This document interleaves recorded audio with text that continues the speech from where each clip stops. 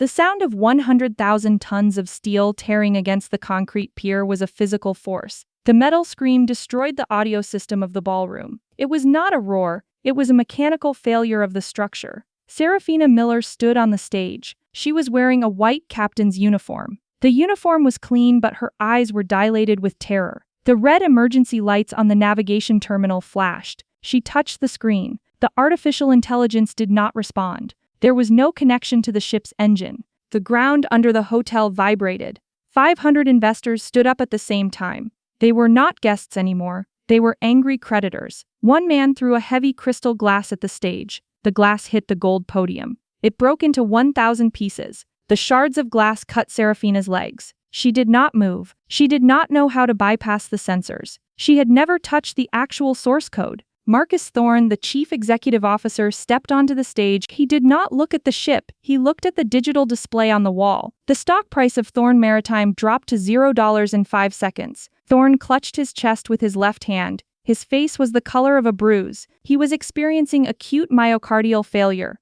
10 men in dark charcoal suits marched onto the stage. They were the Global Navigation Committee. They did not bring doctors. They brought auctioneers. The lead official grabbed Thorne by his silk tie. He pulled Thorne's face toward a microphone. "Marcus Thorne," the official said. His voice was loud and flat. "You caused a maritime disaster. You used unlicensed code. You owe the Global Navigation Committee $3 billion. We have already frozen your company accounts. Now we are liquidating your personal existence to pay the interest." The official signaled to the auctioneer. The auctioneer opened a digital folder. He projected the contents onto the giant screen for the investors to see. "Item number 1, the auctioneer shouted. Marcus Thorne's Patek Philippe watch. Current market value is $100,000. Sold to the man in the third row for $10,000. Thorne gasped for air. He tried to reach for the watch on his wrist. Julian Vane walked onto the stage. Julian was 6 feet 4 inches of physical power. He stepped on Thorne's hand. The sound of Thorne's fingers breaking was a sharp crack. Julian did not look at Thorne. Julian looked at Alara. Item number 2, the auctioneer continued. Marcus Thorne's personal dentist appointments for the next 5 years. The value is $5,000. Sold to the janitor in the back for $1. The crowd laughed. It was a cruel sound. Thorne's eyes rolled back. He was watching his life being sold as trash. Item number 3, the auctioneer yelled. Marcus Thorne's current underwear and his private club membership. The value is $0. We are throwing these items into the hotel trash compactor as a gift to the creditors. Julian moved behind Alara. He placed a large, warm hand on her waist. He held her with aggressive force. He was a physical barrier against the crowd. He smelled of cold electronics and iron. There was no metaphor. There was only his heat. "They are selling his socks now, Alara," Julian whispered into her ear. His voice was a low vibration in her spine. "By the time he hits the floor, he will not own the air in his lungs." Alara stepped into the center of the light. She did not wear a uniform. She wore a black hoodie. She held a military-grade tablet. She tapped a single key. The giant screen changed. It showed the private bank accounts of Serafina Miller. "Serafina did not just steal my code," Alara said to the crowd. Her voice was steady and cold. "She stole the investors' insurance funds to pay for her social media followers. I have just transferred those funds back to the Global Navigation Committee." Serafina fell to her knees. She clutched her head. "I am a captain. I have a brand." The official from the Global Navigation Committee looked at her. He spat on the gold braid on her shoulder. "You are a debtor with a negative credit score," he said. "Your brand has been sold to a company that manufactures toilet paper. Your face will be on every roll." The ambulance arrived at the hotel entrance. The paramedics did not use a siren. They did not move with urgency. They waited for the lawyer to finish his task. The lawyer was a man in a black suit. He was the undertaker. He stepped into the back of the ambulance. He looked at Marcus Thorne. Thorne was lying on a gurney. His heart was failing. His breathing was shallow and irregular. "The credit check for your funeral service came back 1 minute ago," the lawyer said. He did not look at Thorne's eyes. He looked at a digital ledger. "Your account balance is $0. Your insurance policy was canceled by the Internal Revenue Service at 7 o'clock tonight. You do not have the funds to pay for a cremation or a burial plot." Thorne tried to grab the lawyer's sleeve. His fingers were weak. "I have property," Thorne wheezed.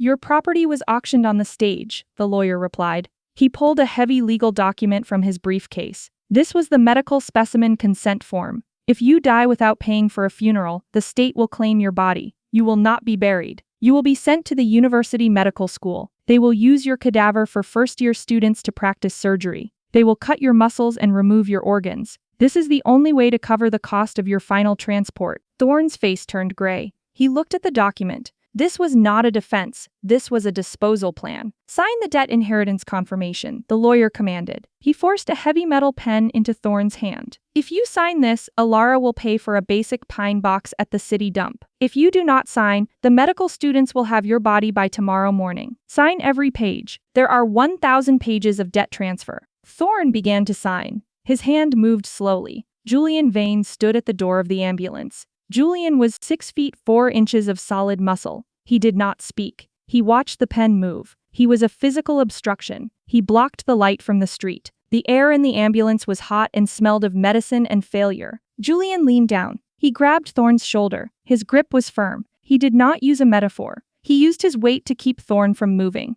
"Do not stop signing, Marcus," Julian said. "Every signature pays for 10 minutes of oxygen." While Thorne signed his life away, Serafina Miller sat in the processing room of the police station. She was not in a chair. She was sitting on a cold concrete floor. She was wearing only her underwear. Her skin was covered in black soot.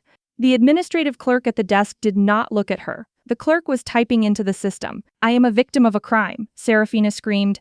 "I am a human being. I have rights." The clerk stopped typing. He looked at the screen. "The International Maritime Satellite Organization updated your status 5 minutes ago," the clerk said. His voice was flat.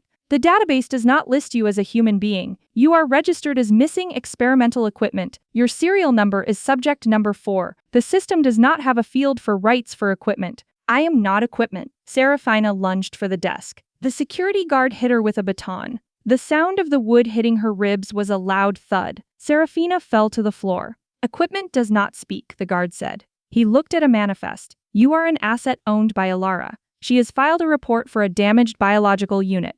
We are holding you here until the sanitation department comes to collect the waste." Serafina looked at the wall. She saw her reflection in the metal door. She was a dirty, nameless object. She realized that Alara did not just take her job. Alara had erased her biology from the legal system. She was a piece of trash in a cage. Back on the roof of the hotel, the wind was strong. The temperature was 10 degrees. Julian led Alara toward the black helicopter. He did not let go of her hand. His grip was dry and firm. He was a wall of heat against the wind. He led her to the door of the aircraft. "The Global Navigation Committee just confirmed the final auction results," Julian said. "Every piece of Thorne's life has been liquidated. He is signing the last pages in the ambulance. He is a ghost with a debt." Alara looked at the city below. The lights of the Thorne Maritime building were flickering out. The power was being cut. The building was empty. "I want the name removed from the stone," Alara said.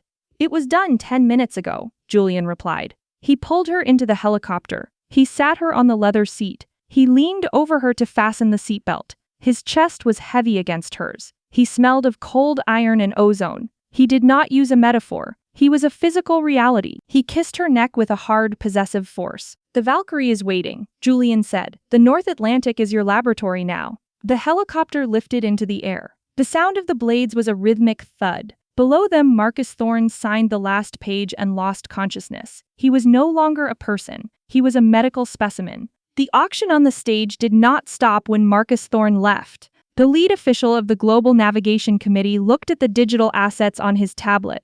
His voice was flat and loud through the speakers. It vibrated in the empty champagne glasses on the tables. "Item number 4, the official said, the legal right to the name Thorne and the ownership of the family history." The ballroom went silent. The investors looked at the screens. "The name Thorne is now linked to $3 billion of debt," the official continued. "It is a negative asset. We are auctioning the right to rename the family in all official records. The starting bid is $0. An old woman stood up in the second row. She had lost her entire retirement fund in the crash. Her hand shook with anger. "I bid $1, she shouted. "I want to change the name to the Trash Family." "Sold," the auctioneer said. He hit the wooden gavel against the podium. The sound was a sharp crack. "The Global Navigation Committee will update the database immediately. Every birth certificate and every tombstone of this family will now say trash. The person Marcus Thorne no longer exists in the law. There is only a debtor named Marcus Trash." This was the social death. It was not a metaphor. It was a permanent change to the digital history of the world. In the police station, Serafina Miller sat on the cold concrete floor. The iron door hit the frame with a loud metal sound. Two men in yellow sanitation uniforms entered the cell. They did not have handcuffs. They had two thick industrial plastic bags. "We are here for the damaged biological unit," one man said. He checked the plastic tag on Serafina's wrist. Subject number 4. This equipment is marked as a total loss. It is scheduled for carbon emission recycling at the city center. Serafina tried to scream. Her throat was dry. She could not make a sound. "I am a human. I have DNA sequences." The man looked at his tablet. "The International Maritime Satellite Organization updated your status 5 minutes ago. Your DNA sequence is now a patented algorithm owned by Elara Miller. You are a software error in a biological shell. According to the law of defective equipment, you are being recycled for industrial carbon credits." They grabbed Serafina by her ankles. They did not use gloves. They dragged her out of the cell. Her head hit the iron door frame. It made a dull thud. They did not apologize. They did not care about the equipment. On the bridge of the Valkyrie, Elara watched the helicopter disappear into the white snow. She stood at the center of the control station. 100 elite sailors stood at their posts. They were not employees. They were technical experts with military training. Julian Vane walked behind her. He placed his large hands on her shoulders. His palms were hot. The grip was strong and aggressive. He was a physical barrier of muscle that blocked the wind of the North Atlantic. "The world is quiet now, Elara," Julian said. His voice was a low vibration in her neck. "The trash family is gone from the digital cloud. The name Serafina does not belong to a human anymore. You have achieved total erasure." He turned her around. He pinned her against the cold terminal of the nuclear core. The metal was hard. Julian's body was hotter. He smelled of heavy metal and electricity and cold rain. There were no metaphors. There was only the physical weight he put on her. "The power output is at 100%, Julian said. He grabbed her chin. He forced her to look at his eyes. His eyes were full of possession. "Your decryption keys control every navigation satellite on the planet. You do not just control this ship. You control the global signal." He leaned down and bit her bottom lip. The pressure was heavy. It was a physical act of ownership. Elara did not move back. She grabbed the metal buckles on his charcoal tactical vest. She felt the movement of his chest against her own. "Full power ahead," Elara commanded. The Valkyrie was a black hull of 10,000 tons. It moved forward. It hit a sheet of ice that was 5 feet thick. The ice broke into 1 million pieces. The sound was a structural collapse. The ship did not slow down. It cut the ice and moved into the deep black water. In the medical section of the ship, the system created a new file. The file did not have a name, it had a number. It said medical specimen. The file said the cost of disposal was prepaid by Elara Miller. The nuclear core of the Valkyrie hummed with a deep vibration. Elara Miller sat in the commander's chair. She did not look at the monitors showing the city. She looked at the global satellite map. Every ship owned by the former Trash family was now a red dot on the screen. With one finger, Elara pressed the delete key. The red dots vanished. The encryption keys for those vessels were erased forever. Those ships were now floating scrap metal in the middle of the ocean. They had no navigation. They had no value. "The erasure is complete," Elara said. Her voice was steady and loud on the bridge. Julian Vane stood behind her. He did not speak. He placed his large hot hands on the sides of her neck. His thumbs traced her jaw with firm pressure. He was a physical weight against her chair. He smelled of heavy iron and cold ozone and the heat of the nuclear reactor. He was a wall of muscle that blocked the freezing air of the bridge. Julian leaned down until his lips touched her ear. "The world does not remember the name Miller," Julian whispered. The vibration of his voice was a physical force in her skin, and the name Trash is being deleted from the physical archives now. In the city industrial zone, a large truck stopped at the municipal recycling center. The back of the truck opened. 2 men in thick rubber suits grabbed a heavy plastic bag. Inside the bag, a biological unit was moving. It was subject number 4. The unit tried to scream, but the plastic was thick. "We have a delivery of defective equipment," one man said to the gate guard. The guard looked at the digital manifest. Subject number 4. Damaged biological asset. Ownership, Elara Miller. Processing instruction, total carbon recovery. The men carried the bag to the edge of a large steel vat. The vat was full of acid and chemical enzymes. There was no judge. There was no lawyer. There were no human rights for a piece of equipment. They tipped the bag over the edge. The unit hit the liquid with a dull splash. The acid began to break down the proteins. In 10 minutes, the person known as Serafina Miller was a puddle of industrial chemicals. The chemicals were pumped into a tank to be sold as fertilizer. At the city dump, a black van drove to the edge of a deep trench. Two men pulled a gurney out of the van. A body sat on the gurney under a dirty white sheet. The tag on the toe of the body said Marcus Trash. The medical school rejected the specimen, the driver said. He spit on the ground. They said the liver was too toxic from years of expensive wine. It has zero value for research. The instruction is to treat it as hazardous waste.